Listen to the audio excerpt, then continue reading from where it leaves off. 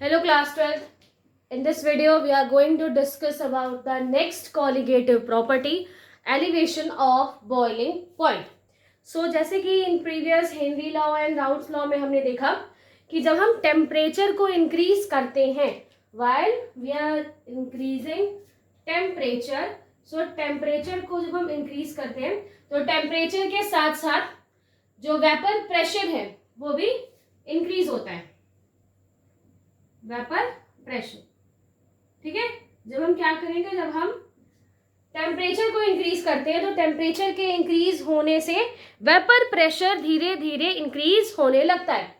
Vapour pressure जब equal हो जाता है, जैसे मैं क्या बोल रही हूँ कि टेम्परेचर हम बढ़ा रहे हैं, टेम्परेचर पहले 0 था, उसके बाद हम धीरे धीरे उसको बढ़ाते ही चले जा रहे हैं। टेम्परेचर आप जैसे जैसे उसमें बढ़ा रहे हो तो उससे वेपर प्रेशर बढ़ रहा है और एक ऐसा पर्टिकुलर पॉइंट आता है जिस पर ये वेपर प्रेशर जो एटमॉस्फेरिक प्रेशर है,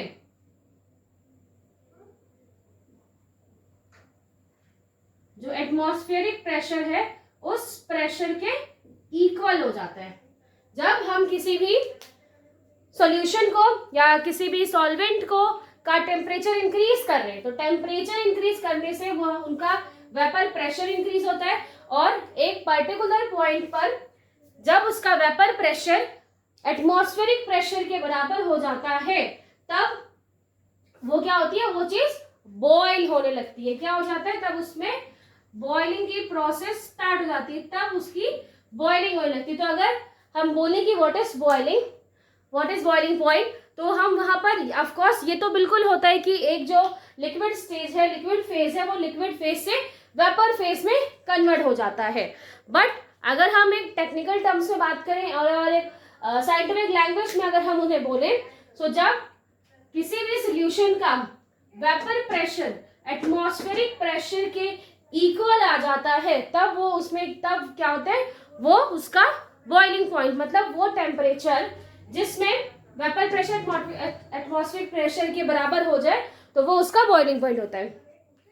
सो जैसे कि हमें पता है वाटर किस पे बॉइल होता है, 100 डिग्री सेल्सियस पे। वाटर 100 डिग्री सेल्सियस पर बॉइल हो जाएगा। आप उसे बॉइल करोगे 100 डिग्री सेल्सियस पे, जब वो पहुंचेगा तो दैट मीन्स ऐसा नहीं कि जो वेपोराइजेशन है या वेपर्स बन रहे हैं वो उसी पर, जैसे वो 90 के एरा में आने या फिर 90-95 तक पहुंचता है तो धीरे धीरे टेम्परेचर उसका इनबिल्ट हो रहा है। मैंने क्या बोला, टेम्परेचर बढ़ रहा है, अब धीरे धीरे उसका टेम्परेचर बढ़ रहा है तो वो वेपर प्रेशर उसके ऊपर अप्लाई होता जा रहा है और 100 डिग्री सेल्सियस पे आके उसका वेपर प्रेशर एटमॉस्फेरिक प्रेशर के बराबर हो जाता है और वो वाटर बॉयल होने लगता है। और जैसे जैसे वो बॉयल होता जाता है, जो उसके लिक्विड स्टेज है, जो सरफेस पे स्टेज होते हैं, सरफेस के जो मॉलिक्यूल्स होते हैं वो वेपर में कन्वर्ट हो जाते हैं, फिर अदर मॉलिक्यूल्स उसका प्लेस लेते हैं, वो जाके वेपर में कन्वर्ट हो जाते हैं। इस तरीके से वेपोराइजेशन प्रोसेस होती रहती है। बट अगर हम कुछ ऐसे सोल्यूट यहाँ पर मिक्स कर दें, कुछ ऐसे सोल्यूट यहाँ पर हम ऐड कर दें जिसकी वजह से जो बॉइलिंग पॉइंट है जो कि नियर बाय, जैसे वाटर का हम एग्जांपल ले रहे हैं तो वो नियर बाय क्या ऑलमोस्ट यही होता है, ये एग्जैक्ट यही है। सो बॉइलिंग पॉइंट वाटर का 100 डिग्री सेल्सियस है, बट कुछ ऐसे सॉल्यूट्स या कुछ ऐसे कंपाउंड्स हम उनमें ऐड कर देते हैं जिसकी वजह से जितना उनका बॉइलिंग पॉइंट होना चाहिए वो उससे कुछ ज्यादा हो जाते हैं, उनका बॉइलिंग पॉइंट थोड़ा सा ज्यादा हो जाता है। So when we added some solute या कुछ ऐसे सोल्यूट्स को जब हम ऐड करते हैं जिससे उनका बॉइलिंग पॉइंट इंक्रीज हो जाए, किसी भी सॉल्वेंट का बॉइलिंग पॉइंट अगर इंक्रीज हो जाता है तो उसी फिनोमिनन को हम यहाँ बोलते हैं elevation of boiling point. So when solute is added in solvent, जब कुछ ऐसे सॉल्यूट्स है जिसको आप सॉल्वेंट में ऐड कर दोगे, सो ये क्या करते हैं, वो हाई बॉइलिंग पॉइंट शो करते हैं। बट हम बोल रहे हैं हाई बॉइलिंग पॉइंट, किससे हाई बॉइलिंग पॉइंट, जब वो सॉल्यूट कैसे था, प्योर फॉर्म में था। जब वो प्योर फॉर्म में होता है, एक जो प्योर सॉल्वेंट है, वो प्योर सॉल्वेंट जिस टेम्परेचर पर क्या हो रहा है, जिस टेम्परेचर पे वो बॉयल होता है, ठीक है, जैसे वाटर को हमने क्या बोला कि वाटर है यहाँ पर, ये बॉयल हो जाएगा कंप्लीटली कब, 100 डिग्री सेल्सियस पे। तो ये क्या है, इसका प्योर प्रेशर या प्योर सॉल्वेंट में जब उसका बॉइलिंग पॉइंट है तो वो क्या है 100 डिग्री सेल्सियस। बट कुछ चीजें हमने यहाँ पर ऐड कर दी, तो कुछ हमने यहाँ पर चीजें यहाँ पर ऐड कर दी है। यहाँ वाटर, ये पहले क्या था, एक वाटर, और ये इसका जो बॉइलिंग पॉइंट है नॉर्मल वो क्या है 100 डिग्री सेल्सियस। बट व्हेन हम कुछ सोल्यूट यहाँ पर ऐड कर देते हैं तो जो उसका बॉइलिंग पॉइंट है वो प्योर सॉल्वेंट की कंपैरिजन थोड़ा ज्यादा हो जाता है, हाई हो जाता है। तो यहाँ पर जो चीजें बॉइल होंगी, क्योंकि बिकॉज अब वो कितने पे होगी, अप्रॉक्स आइडिया ले लेते हैं 110 पे। ऐसा क्यों है? ऐसा इसलिए है बिकॉज हमने यहाँ पर क्या किया है, हमने यहाँ पर एक सोल्यूशन बनाया, तो इसमें सोल्यूट भी मौजूद है, राइट, सोल्यूट यहाँ पर मौजूद है। तो जब भी हम सोल्यूट ऐड करें और उससे ये जो पूरा सोल्यूशन है, इस सोल्यूशन का बॉइलिंग पॉइंट हाई हो जाए, ठीक है, ज्यादा हो जाता है, तो उसी को हम क्या बोलते हैं, एवोल्यूशन ऑफ बॉइलिंग पॉइंट। जैसे कि प्रीवियस हमने पढ़ा था, previous relative lowering of vapour pressure, जहां पर हमने देखा था कि सोल्यूट्स को जब हम ऐड कर रहे हैं, सोल्यूट आप जैसे जैसे ऐड करते जाते हो वो वेपर प्रेशर वहां पर डिक्रीज हो रहा होता है। तो जिस तरीके से जो वेपर प्रेशर था इन द प्रीवियस केस, वो भी किसके ऊपर डिपेंड करता है, सोल्यूट के ऊपर। तो यहाँ पर भी जो टेम्परेचर का रिगार्डिंग है कि बॉइलिंग पॉइंट बढ़ जाएगा, तो वो भी किसके ऊपर डिपेंड करेगा, सोल्यूट के ऊपर। ऑल्सो सोल्यूट के कितने आपने मोल्स यूज किए हैं, कितने ज्यादा पार्टिकल्स हैं, मोल्स है सोल्यूट का इन द सॉल्वेंट, और ऑल्सो उसका नेचर कैसा है। तो दैट मीन जो सोल्यूट है यहाँ पर ये कितनी मात्रा में, या फिर नंबर ऑफ पार्टिकल्स, या फिर हम मोल्स कह सकते हैं, जितने नंबर ऑफ पार्टिकल्स हमने यहाँ पर यूज किए। दूसरा, इसका नेचर कैसा है, इन दोनों ही चीजों पर डिपेंड करेगा कि जो सॉल्वेंट है उसका बॉइलिंग पॉइंट हाई हो जाता है। तो ये जो फिनोमिनन है that is evolution of boiling point. But हम इसे निकालेंगे कैसे, अगर इसे फॉर्म निकालना है, हमें एक वैल्यू निकालनी है उसकी, तो वो कैसे निकालेंगे, तो यहाँ पर जो एवोल्यूशन के लिए टर्म होता है वो हम यूज करते हैं इन डेल्टा टीवी। तो टीवी यहाँ पे जो है वो एवोल्यूशन है, यहाँ पर टेम्परेचर जो है यहाँ पर जो कितना इंक्रीज होगा, तो डेल्टा टी यहाँ पर निकाल रहे हैं। जैसे ही मैंने अभी आपको बताया कि वो कौन से दो चीजों को हम यहाँ कंपेयर कर रहे हैं, जब वो एक प्योर सॉल्वेंट के फॉर्म में था तब वो कितने टेम्परेचर पर बॉइल हो रहा था, और जब हमने उसे कोई सोल्यूट मिला दिया या एक सोल्यूशन बना दिया तो वो कितने पॉइंट पर राइज अप हो रहा है या बॉइल होता है। तो डिफरेंस निकालना है हमें उन दोनों टेम्परेचर के बीच का, और जो उन दोनों टेम्परेचर के बीच का डिफरेंस होता है उन्हीं को हम क्या बोलते हैं, एवोल्यूशन। मतलब बढ़ जाना, टेम्परेचर बढ़ गया, कितना बढ़ गया, ये हम डिफरेंस निकाल सकते हैं। So delta TV is equal to TV, TV what is, TV क्या है, जब वो प्योर फॉर्म में है, यानी कि जब वो प्योर फॉर्म में होता है और उस प्योर फॉर्म में जो सॉल्वेंट है, ठीक है, सॉरी डेल्टा टीवी लिख रहे हैं ना, अच्छा हाँ, ये सोल्यूशन है। जब सोल्यूशन है हमारे पास, एक सोल्यूशन हमें मिल गया और उस सोल्यूशन में उसका टेम्परेचर कितना है, जो बढ़ा है, जो एवेलेट हुआ है, जो इंक्रीज हुआ है, तो वो टेम्परेचर माइनस टीवी नॉट। सो ये जो टेम्परेचर टीवी नॉट क्या होता है, जब वो प्योर फॉर्म में है।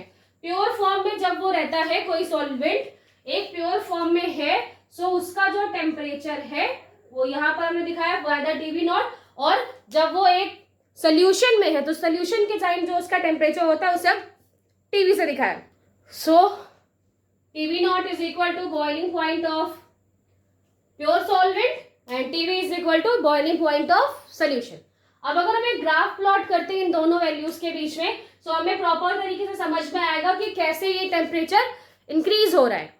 सो ग्राफ अगर हम प्लॉट करें, सो ये जो एक्सिस है इस पे हमने टेम्परेचर को लिया, एक्सिस वाई एक्सिस पे हम क्या ले रहे हैं, वेपर प्रेशर हमने यहाँ पर लिखा है, और एक वैल्यू ले ली हमने कि ये जो वैल्यू है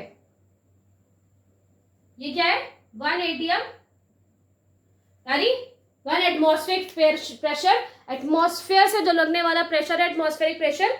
सो वो वहां पर लिखा हुआ है, कोई भी टेम्परेचर हो सकता है, हम स्पेसिफाई नहीं कर रहे हैं किसी के लिए कि कौन सा सॉल्वेंट हम लेंगे, किसका क्या टेम्परेचर, बट एक नॉर्मल फिनोमिनन में अगर हम आपको बताएं।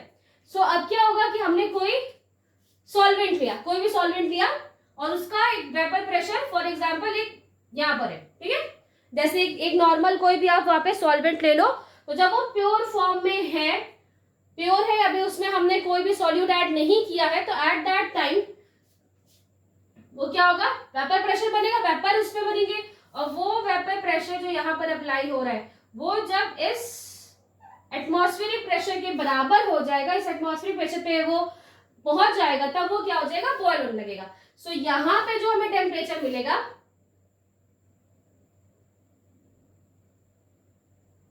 तो ये जो टेम्परेचर मिलेगा, ये टेम्परेचर किसका है, सॉल्वेंट का टेम्परेचर है, और सॉल्वेंट भी कैसा है, जब वो प्योर फॉर्म में है, ठीक है।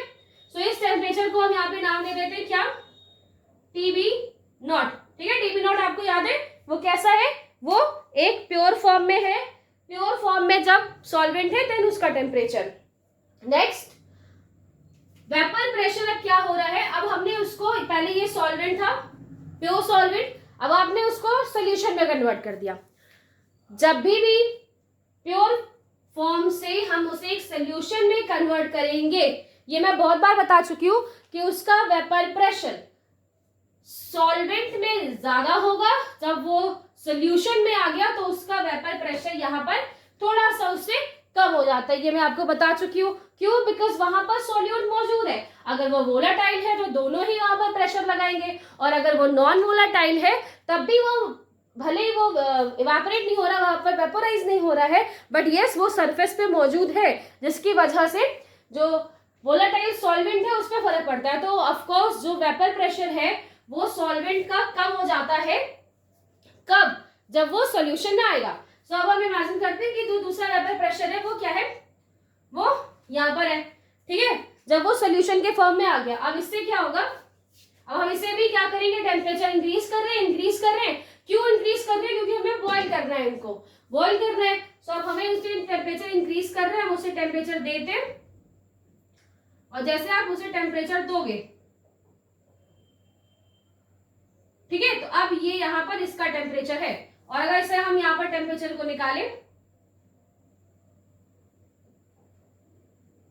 और ये क्या है, TB, that means boiling point of solution. एक सोल्यूशन कहां पे बॉइलिंग पॉइंट है, तो आपको ये डिफरेंस दिखाई दे रहा है, ये दो डिफरेंस आपको यहाँ पर दिख रहा है, इस डिफरेंस को हम यहाँ बोलते हैं डेल्टा टीबी, यानी कि एवोल्यूशन ऑफ बॉइलिंग पॉइंट, कितना इवेल्युएट वो हुआ, कितना वो वहां से बढ़ गया है, उसका टेम्परेचर में कितना इंक्रीजमेंट हुआ है, ये हम इसके थ्रू पता लगा सकते हैं। और बिकॉज अगर आप देखो, सो यहाँ पे क्या वैल्यू थी, यहाँ पर 0, फॉर एग्जाम्पल अगर 0 है, यहाँ पर 20, यहाँ पर 40, 60, ऐसे करके वो इंक्रीज हो रहा है। तो यहाँ पर क्या होगा, अगर हम ये वाटर के रिगार्डिंग लें, तो वाटर पे यहाँ पर 100 डिग्री सेल्सियस होना चाहिए, बिकॉज वो प्योर फॉर्म में है, तब वो 100 पे इंक्रीज हो रहा था। जब वो प्योर फॉर्म में था तो वो 100 पे ही बॉइल हो रहा था, उसका बॉइलिंग पॉइंट इतना आया। बट अब वो क्या हो रहा है, आगे की तरफ बढ़ गए, क्यों, क्योंकि हमने उसमें एक सॉल्यूट ऐड कर दिया है, और जैसे ही हम उसमें कुछ सॉल्यूट ऐड करेंगे और उसका बॉइलिंग पॉइंट अगर ज्यादा हो जाएगा, बिकॉज आपको क्या दिखाई दे रहा है कि ये अब और एनर्जी लेगा, तब वो जाकर वेपोराइज होगा या बॉइल होगा, या एटमॉस्फेरिक प्रेशर के बराबर उसका प्रेशर होगा। तो यहाँ पर मे बी टेम्परेचर कितना हो गया, ज्यादा हो गया, 20 हम लिख लेते हैं अप्रोक्स। तो यहाँ पर आपको क्या दिखाई दे रहा है, बॉइलिंग पॉइंट इंक्रीज। अब हमें अगर इनके दोनों के बीच का वैल्यू निकालनी, कितना ज्यादा इवोल्यूशन हुआ, कितना ज्यादा वो इवेल्युएट हुआ है, वहां से बढ़ा है।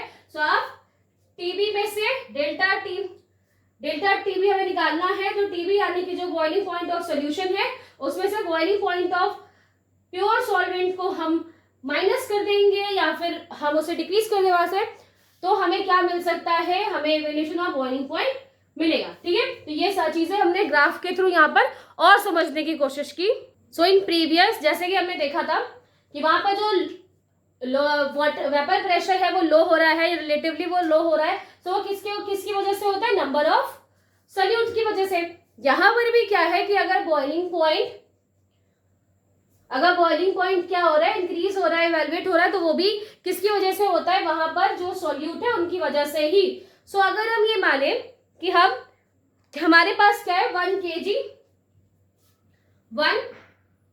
kg सॉल्वेंट है, हमारे पास जो सॉल्वेंट है जो भी है वो 1 kg सॉल्वेंट है, और अगर हम 1 kg सॉल्वेंट में क्या निकालना चाहते हैं, पहले तो हम वहां पर उसके एवल्यूशन को निकालेंगे वो कितना ज्यादा इवेल्युएट हुआ, ऑल्सो जो सोल्यूट है वहां पर, क्योंकि हम यहाँ पर जो सोल्यूट है उसको 1 kg सॉल्वेंट के रिगार्डिंग मान रहे हैं, तो वहां पर हम टर्म क्या यूज करेंगे, मोलालिटी। तो हमें पता है कि जब हम 1 kg सोल्यूशन में या 1 kg सॉल्वेंट में कोई चीजें निकाल रहे हैं तो वहां पर हम मोलालिटी टर्म्स का यूज करते हैं। तो यहाँ पर जो इवोल्यूशन हुआ है, यानी कि जो इंक्रीजमेंट हुआ है, वो जो evolution of a boiling point है वो डायरेक्टली प्रोपोर्शनल होगा मोलर कंसंट्रेशन ऑफ सल्यूट। जैसे मैंने अभी क्या बोला कि जो इवोल्यूशन हुआ है या इवोल्यूट हो रहा है वो डायरेक्टली प्रोपोर्शनल होता है किसके, मोलर कंसंट्रेशन जितने of solute. So molar concentration के जो सल्यूट, यानी अगर मैं यहां पर लिखूं मोलर कंसंट्रेशन ऑफ सॉल्यूट, यानी सॉल्यूट के जितने मोल्स वहां पर हैं उसके अकॉर्डिंग टेम्परेचर या जो बॉइलिंग पॉइंट है उसमें एवोल्यूशन होता है। और अगर हम 1 kg सॉल्वेंट में ले कि अगर 1 kg सॉल्वेंट है हमारे पास, उनमें हम मोल्स को पता करना चाहते हैं तो वहां पर हम मोलारिटी का यूज करेंगे, और जिसके लिए हम सिंपली m यहां पर यूज कर सकते हैं। तो यहां से क्या हुआ, delta TB is directly proportional to m where m is molality.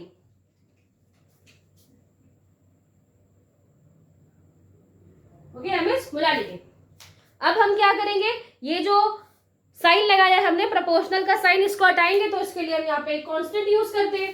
वो क्या होगा, delta TB is equal to K B into M. ठीक है, आप यहाँ एम भी लिख सकते हो, ऐसे कोई प्रॉब्लम नहीं है। सो के बी एम, तो के बी क्या है यहाँ पर, के बी एक्चुअली में क्या है, कांस्टेंट है, boiling point evolution constant. So here Kv is the boiling point of evolution constant, और इसे हम मोलर एवोल्यूशन कांस्टेंट भी बोलते हैं।